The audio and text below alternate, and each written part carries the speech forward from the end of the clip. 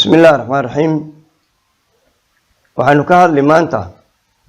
kala hormarinta sida xiisad looga dhigo xagga hore ama xagga dambe oo macnaheedu tahay xiisadaha ay ardaydu qaataan mid kamid ah ay macallimiintu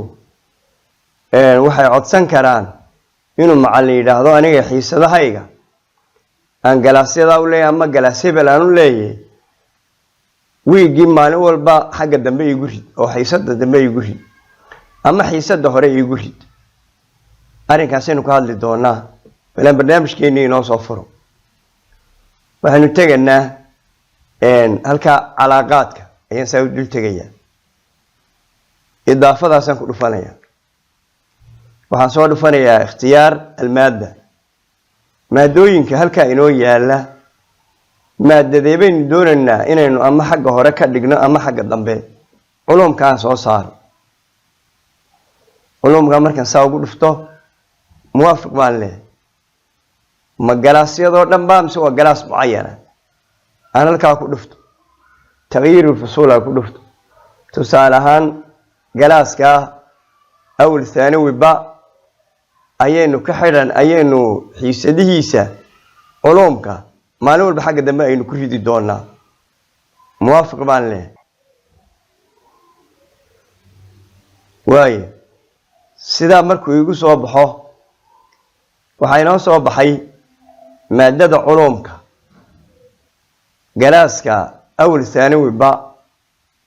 in maalin walba oo wax la dhiganayo aynu xagga dambe uga dhigno halkaasaan ku dhufanaya isha inoo soo fur الأخيرة حيث الأخيرة أي نقول فنيا موافق بان له موافق بان له إن شاء بين لنا بدي موافق معاينة دانكو إيجن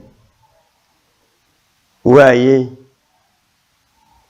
كسر هذا كان هو أول ثانوي ألف أول ثانوي بابا نحن أنا يجري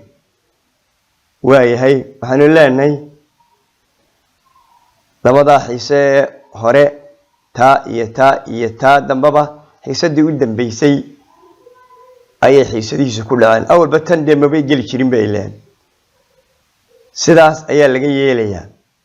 حدي أي ندون إنه دي أول ككدق لنا برتو ما كنا قنايا هالكي نوفر halkii markii hore aan halka markan ku dhufteen idi الحيث الأخيرة أي من حيث الأولى كفنيا موافق ما سيد الله